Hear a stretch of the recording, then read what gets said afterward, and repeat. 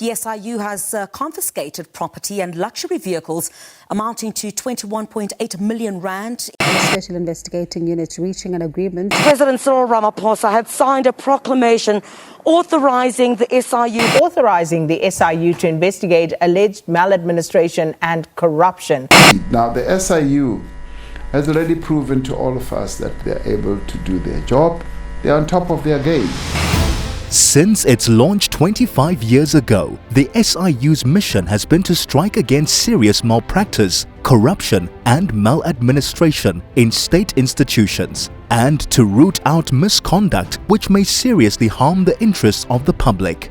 Giving it added teeth, the SIU is able to institute civil proceedings in any court of law or a special tribunal in its own name.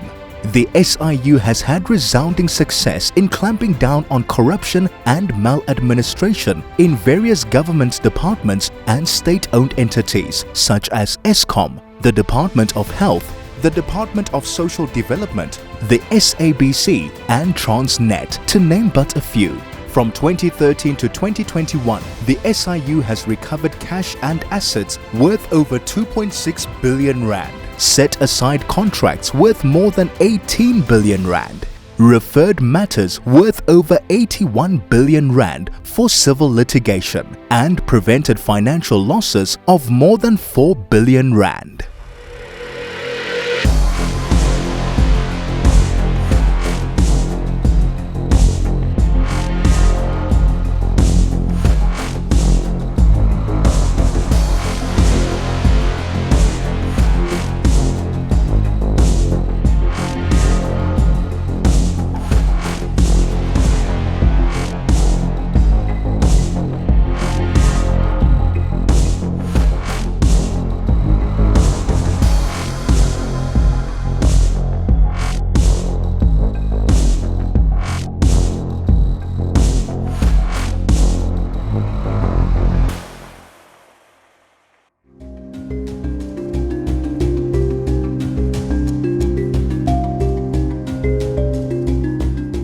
The objectives of SIU really is ultimately to ensure that we safeguard the resources of government that would have been lost through corruption, maladministration and malpractice.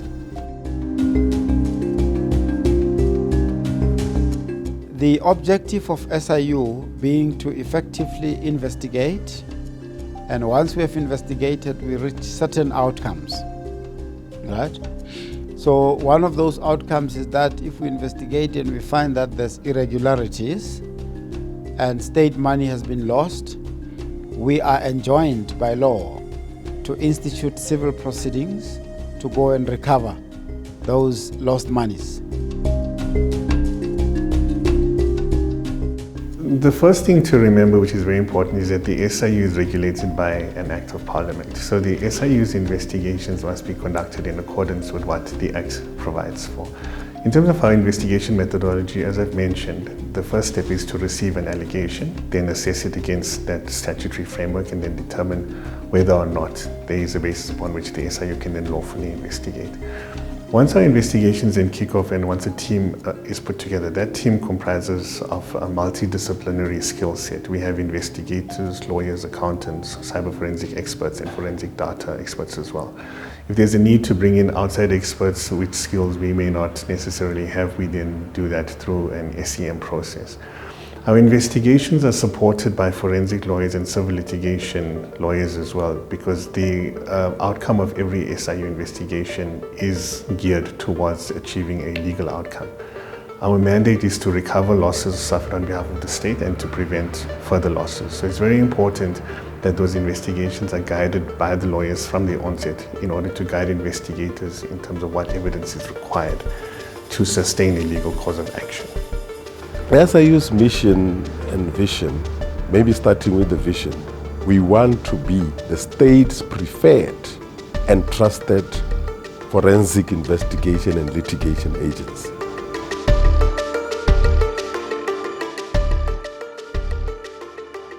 When you look back to where the SIU started, it had very humble beginnings in the Eastern Cape as the Heath Commission of Inquiry. It was a very small unit.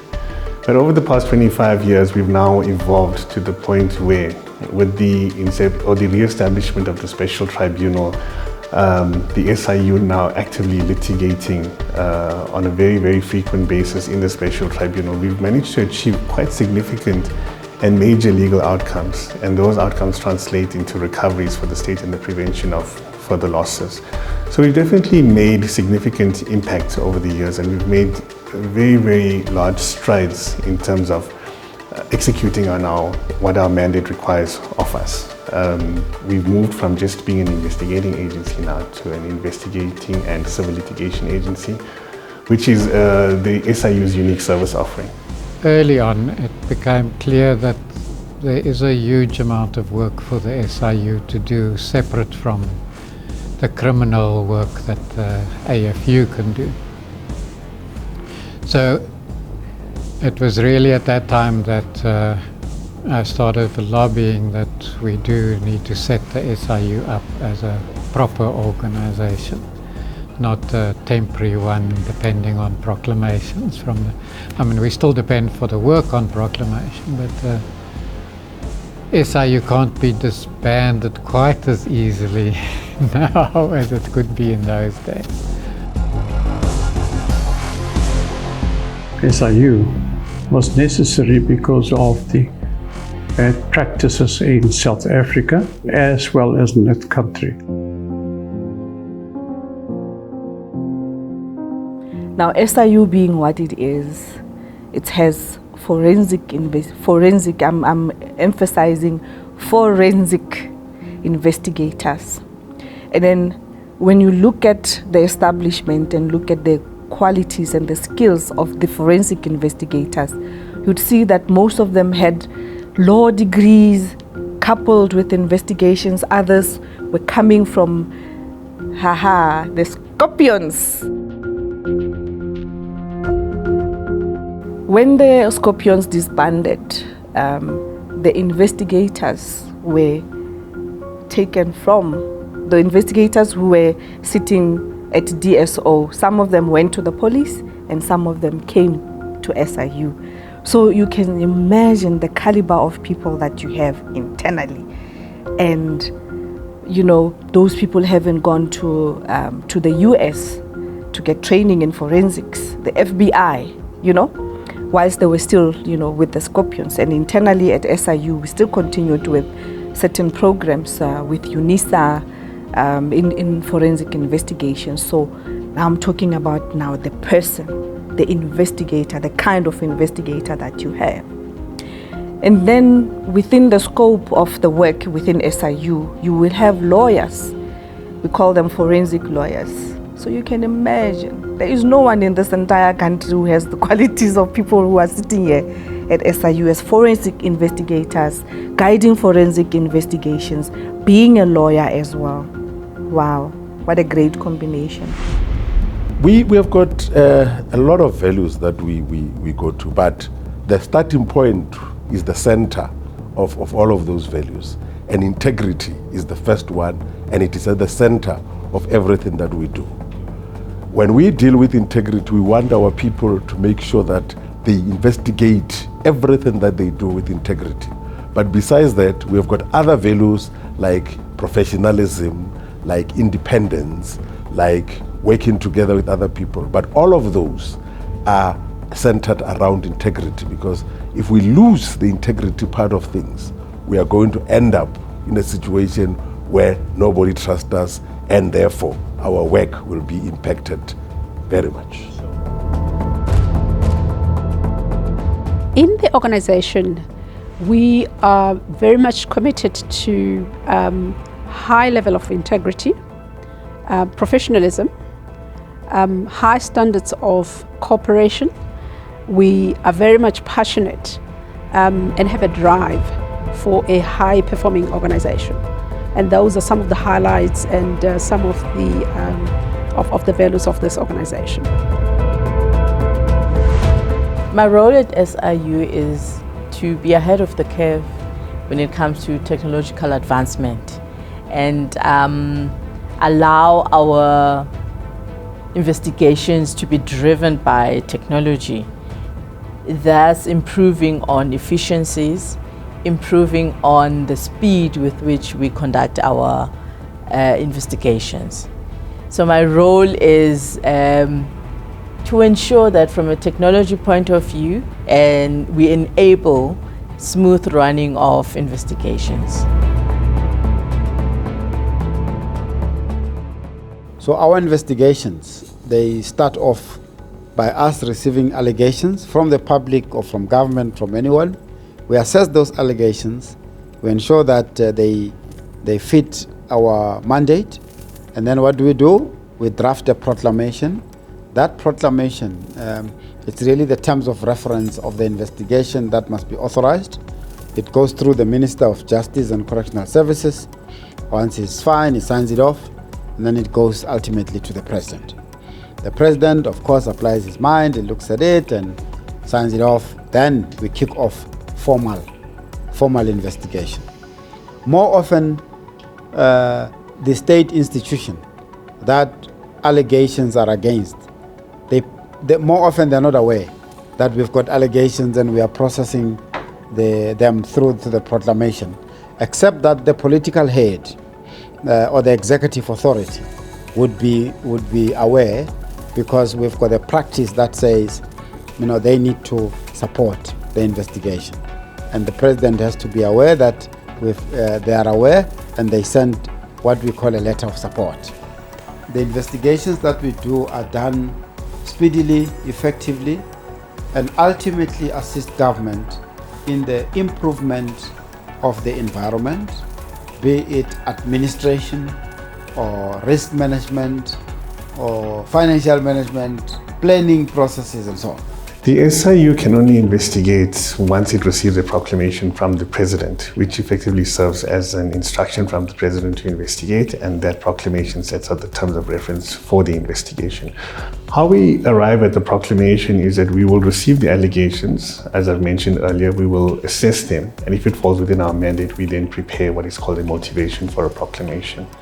The motivation is channeled to the President through the Department of Justice. If the President feels that there's sufficient information that he has before him that allows him to apply his mind, he then issues the proclamation. Now, one of the criticisms has always been that the SIU is not fully independent because it relies on a proclamation from the President in order to be able to investigate.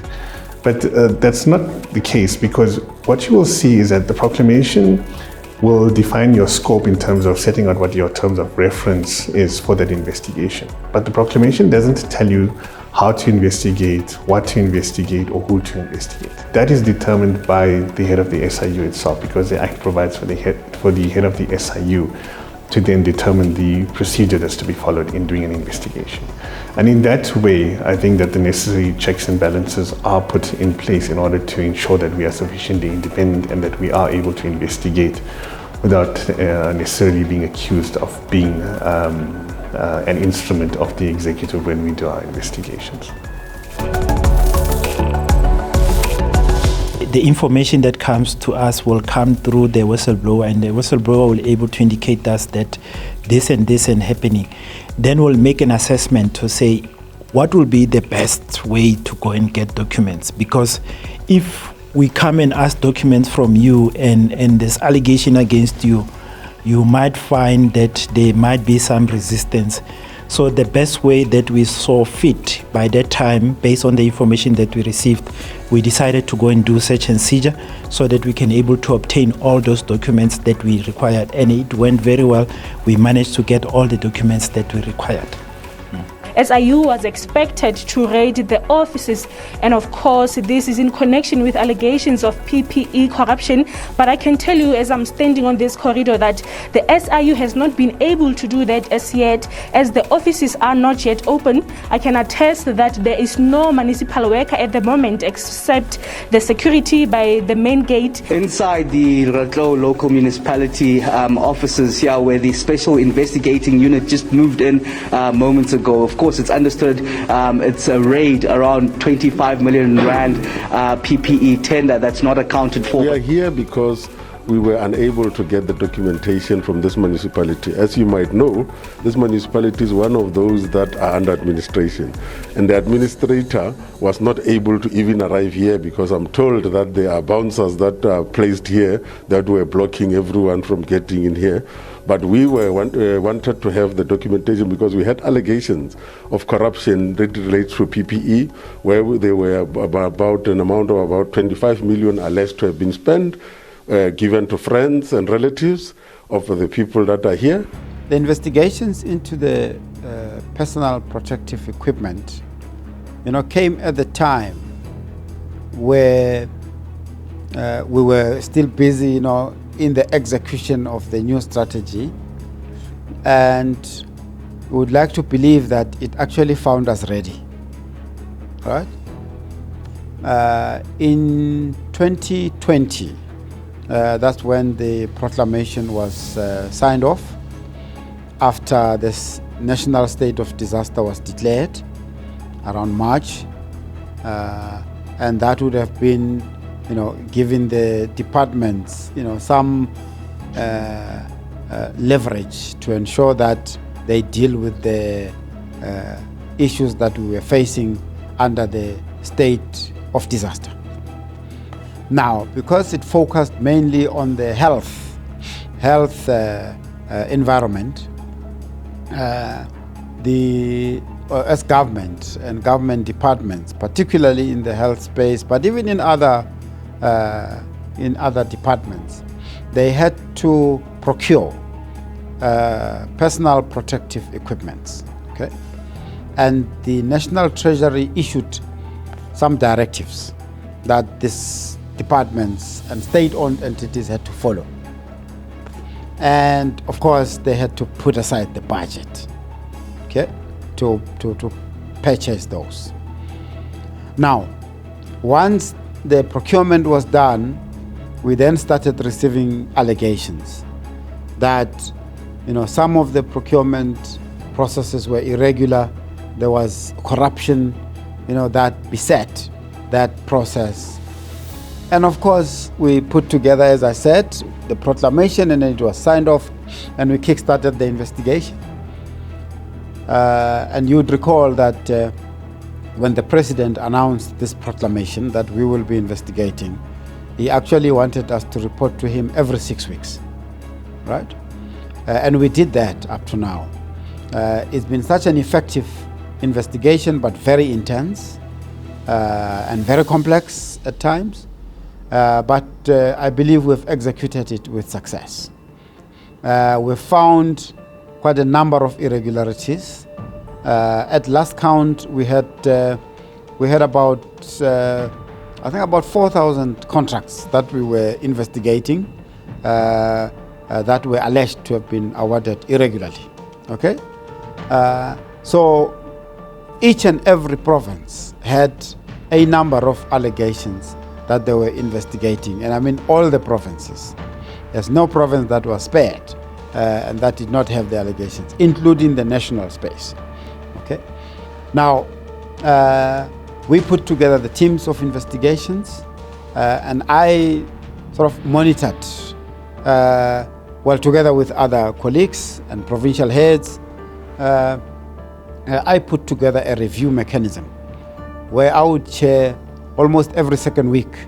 Well, when we started, it was almost weekly, but then we moved to every second week, where we would monitor real time how far the investigation is going, what resources do we require, what outcomes do we reach, who do we need to pursue, what consequences do we need to implement, and so on. We know that the fight against corruption is far from over.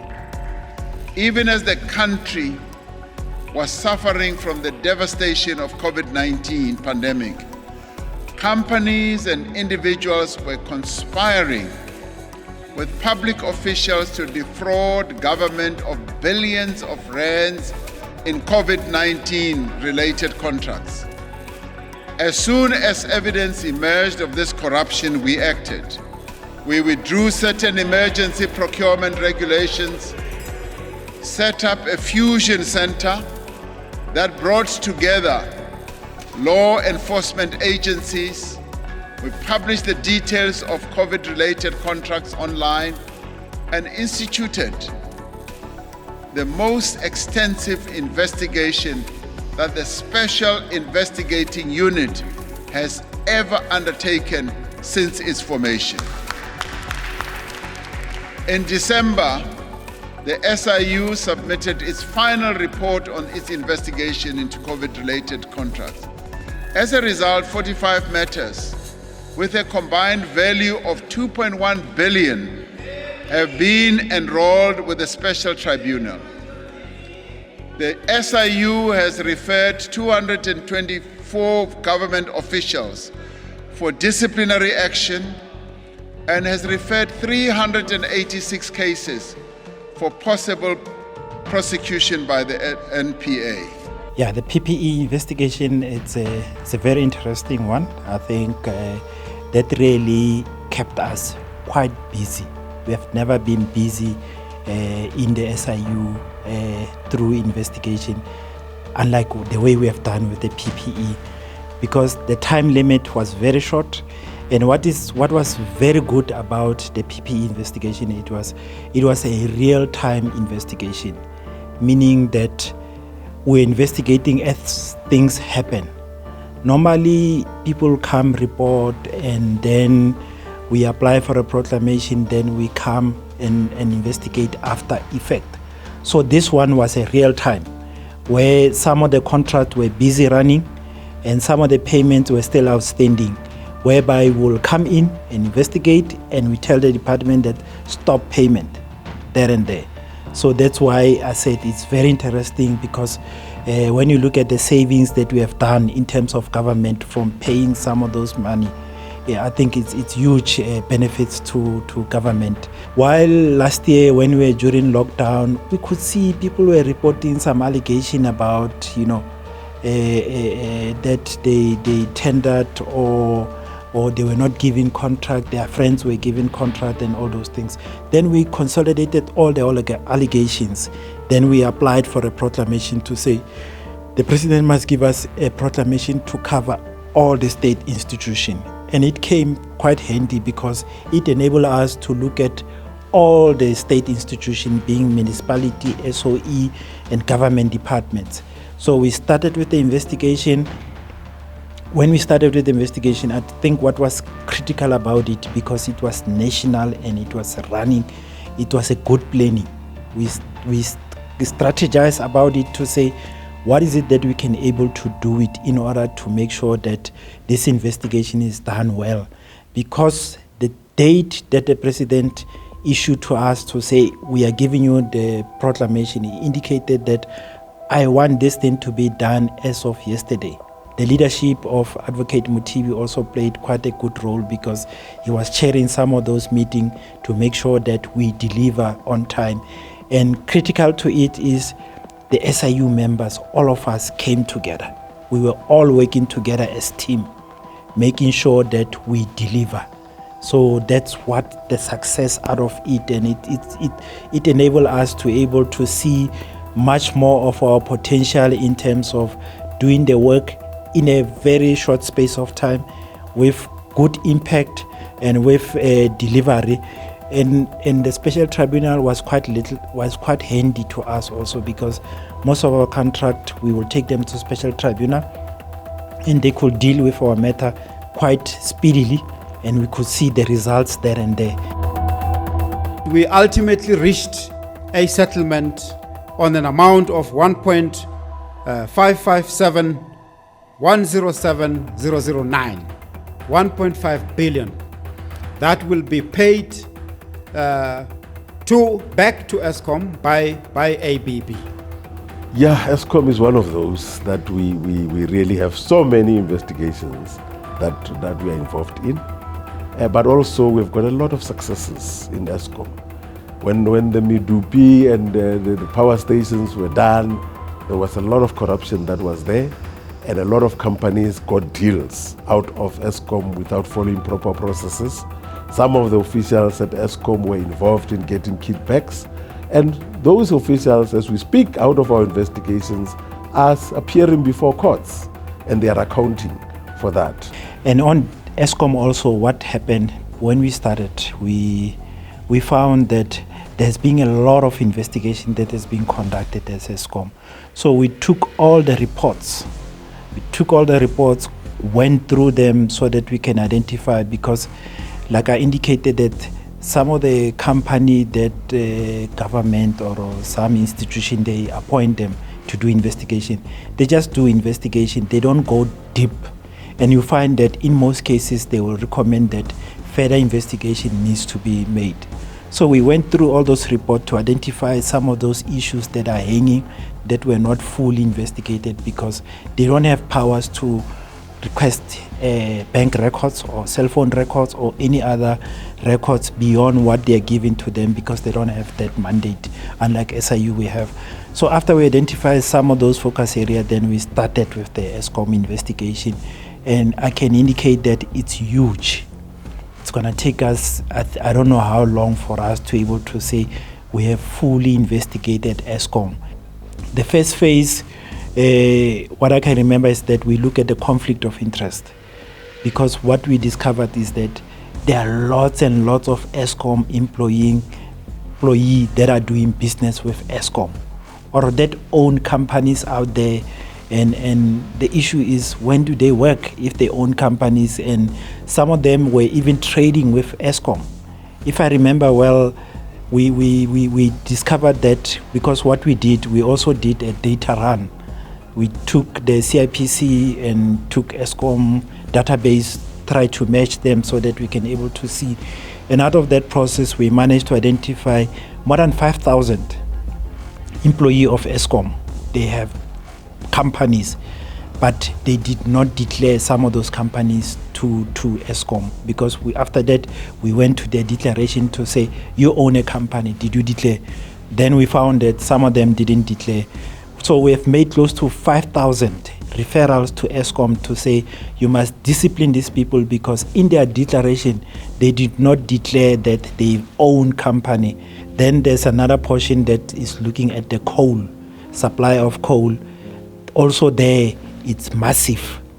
There's lots. Remember, we need coal. Eskom require coal to generate electricity. So there it involved the issue of a contract to provide coal, and there's a contract to transport coal to the power station. So those are the things that we are looking at, where we found some irregularity regarding the procurement of the coal and procurement of the transportation of the coal to the power station. Again, we look at the issue of diesel, the procurement of diesel. For example, when there's load shedding, I think Eskom will go out to procure diesel so that they can run the generation of electricity via diesel. So there were some allegation also that the procurement was done where they requested a person who does not even own a station, petrol station, to provide a diesel for such things. So those are the kind of things that we are looking at. And of course, we also look at the issue of the procurement of the mines and so it's quite a huge investigation that we're currently busy with. And currently we've got several matters over the billions that we are looking into that are currently in court. Some when we entered, we assisted Eskom so that we can get criminal part of it and strengthen their case in their claims against some of the service providers. So you find that there are a lot of variation orders that are being signed. Contract it's 3 years and it's 20 million, but ultimately a contract before 3 years or after 3 years, the Eskom will have paid 100 million out of it. The recovery in terms of Eskom is quite good, because we are looking at huge contract, very, very huge contract amounting to billions. So even the investigation is quite lengthy, but ultimately once we come to it, it's giving us the result that we need, which is to recover money for government, especially the one that were stolen or taken irregularly. That's what we're currently doing.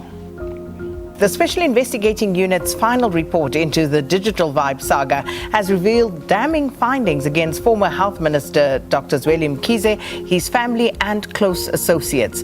President Cyril Ramaphosa announced this morning that he had authorized publication of the report into the Health Department's contract with Digital Vibes.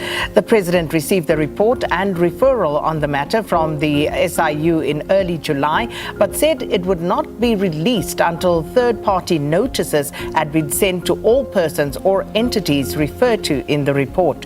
The awarding of the controversial contract led to the resignation of the Health Minister. Digital Vibes, run by his close associates, received 150 million rand from the Health Department. The report has also named Department of Health officials, including Anban Pillay and Precious Matsotso, and it was announced at the weekend that the Health Department's Director General, Dr. Sandile Buthelezi, has been suspended over his alleged role in the tender saga. We got an allegation that was saying the contract between Digital Vibes and the National Department of Health was entered into in an unfair manner. And then we investigated that. At no point was it about individuals, it was about the contract. We investigated the contract and we found people in there and their role in this whole thing. We were under pressure because of the status of this investigation. We gave ourselves a very short space of time to investigate that, and we gave the President the report, I think at the end of June this year, 2021. And the report is now public. Everybody can see what we have found, but we are still continuing with that investigation, because in the report we say, in the case we get more information after, we are in a position to continue the investigation. But it was one of those that took the highlights, especially because it was involving the former minister and the officials of government. And as we know by now, those officials that are working in the Department of Health are on suspension and they are going to go through a disciplinary process. You know by now that we have freezed the monies that are in the Digital Vibes bank account.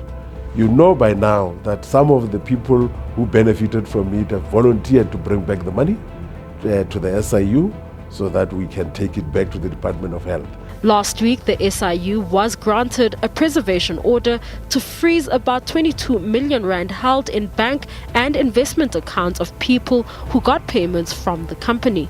Mbalenhle Mthethwa, SABC News, Johannesburg. Digital Vibes investigation also, it's one of the investigation. As we're busy with the PPE, one of the whistleblower reported the matter to us, and also after they reported the matter to us, and it was also featured in the newspaper.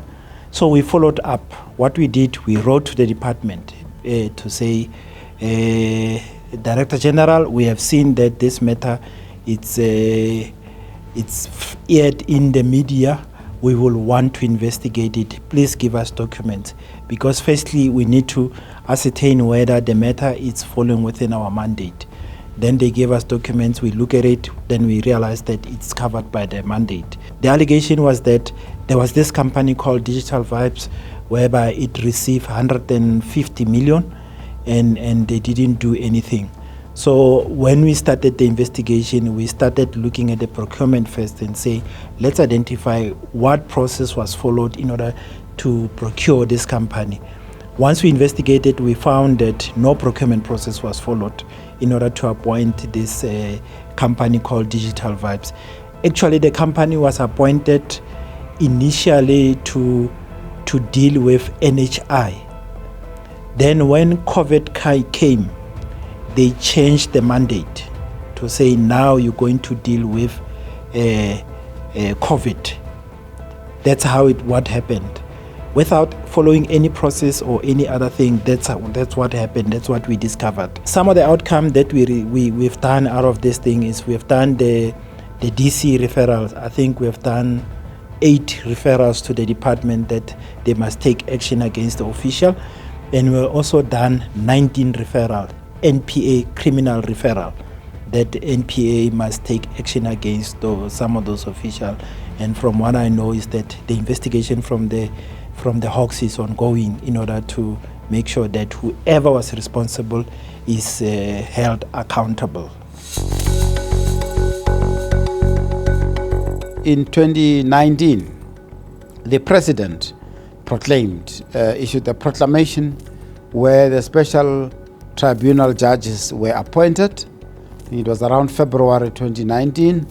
And in 2019, October, the special tribunal started functioning in earnest. And up to today, we have seen so many cases being enrolled. They could probably be in the 50s. And to a contract value of the contracts that we need to set aside at the tribunal, that value could now be more than 6 billion. The Special Tribunal is of course not part of the SIU. It is a separate entity which sits as a specialist court. It has the same powers as the High Court, but it's appointed specifically to hear matters emanating from investigations by the SIU. The advantage we have is that processes are much quicker because we can institute processes, they can follow the normal timelines, but there are no delays in having the matter set down. Our experience in the High Court have shown that in some instances we have to wait a year, 2 years, 3 years for a court date before a matter can be heard. In the Special Tribunal, that problem does not exist. Now, from day one, the Special Tribunal was envisaged and it was earmarked to fast-track civil litigation. In the late 1990s, the early days of the SIU, when Judge Heath was still the head of the SIU, the Special Tribunal was introduced, and it sat to hear many of the matters that the SIU brought before it during that period. You have your own tribunal where you can take these cases to. You set your own pace. There is no one else who has the entitlement to take matters to the SIU tribunal. It's only the SIU. It is only for the SIU. So you can go to the tribunal and get your cases there. You set your own pace as the SIU. Voila, you're done. Boom. The other significant milestone is also now the introduction in our new value chain of prevention, advisory and awareness initiatives, and also the market data analytics initiatives, which we are hoping is going to be a game changer and is going to take us to a different level because this hasn't been done before. And so it's something that's very exciting that I'm particularly very proud of in terms of how we are starting to roll that out. Now, data analytics will actually put us at an advanced position where we are able to access different data sets from different government departments, depending on what type of investigation that we are currently busy with. We would be able to access information and do data modeling, data mapping, and also from a data governance point of view. Us having the data analytics capability is actually going to be a niche for the SIU, and we will actually improve on our efficiency and the accuracy of our investigations.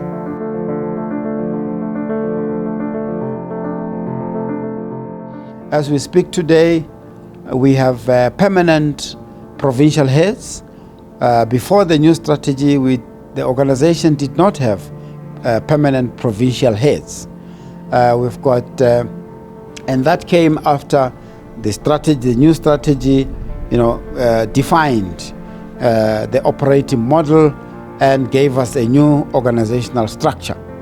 So that structure in it was the provincial offices, where we've got now provincial heads, and those offices are running as business centers.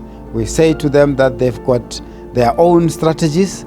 They must turn around the investigations. We're measuring them on how they're doing, the kind of recoveries that they're doing.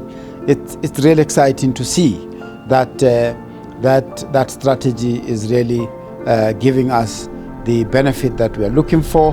From a governance perspective, we also sought to improve the governance of the organization. And we are seeing the improvement of that from risk management perspective, from financial management, That's from people management, systems management, and up to now, we are really happy that as I speak to you today, we have recorded the 5th consecutive clean audit. And that is an indication of the returns that we have really received from the execution of the new strategy. But the clean audit doesn't come by itself.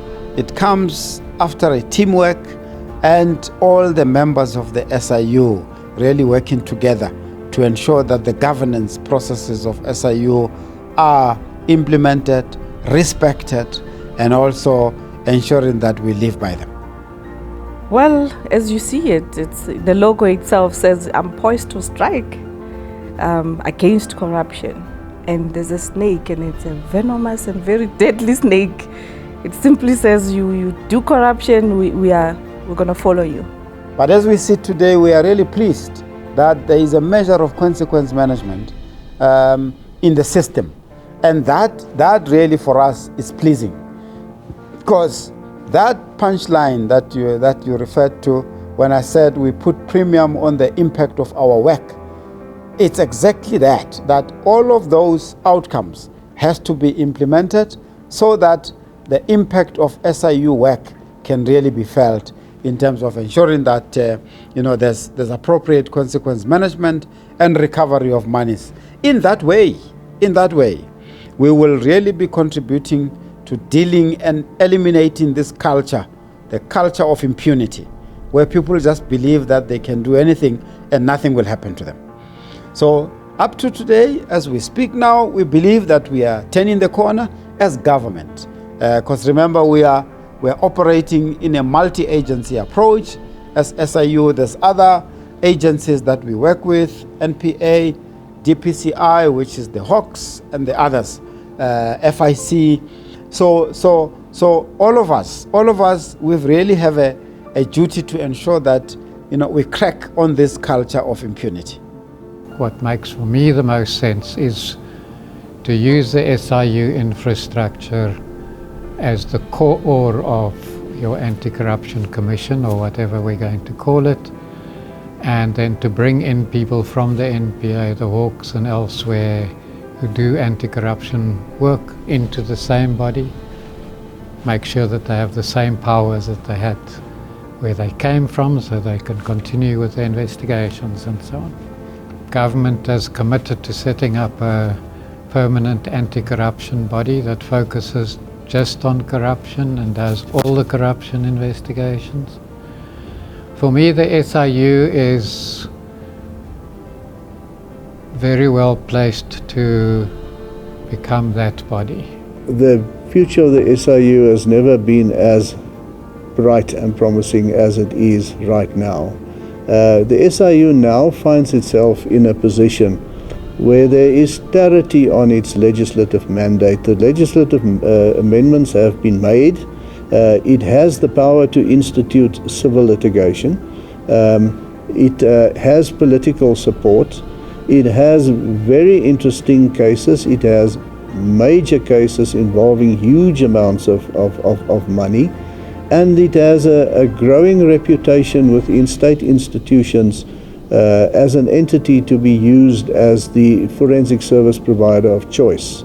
The Special Investigating Unit, is a very critical agency of government to enable and contribute to the fight by government against maladministration, malpractice and corruption.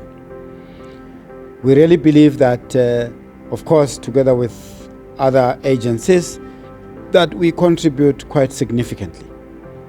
And as we now executed our strategy now, I think we've been at it now for almost more than 4 years. We believe that there's an opportunity now to reimagine the future of the SIU and the impact of the SIU. There are various benchmarks that we have made, and we believe that we can step up, particularly around the prevention of corruption. First prize is to prevent corruption and maladministration and malpractice from happening, rather than being reactive. Of course, the reactive part will probably always be there, but we need to do it effectively, investigate effectively, speedily, get the consequence management implemented, recover the monies, prosecute, discipline. But also now on the prevention side, we need to make sure that we play a role there. But as SIU, we would like to make sure that we continue just to make sure that we execute on our mandate based on the best practice, based on the public expectations of ensuring that we fight corruption and fight it effectively and deal decisively with the culture of impunity. Thank you.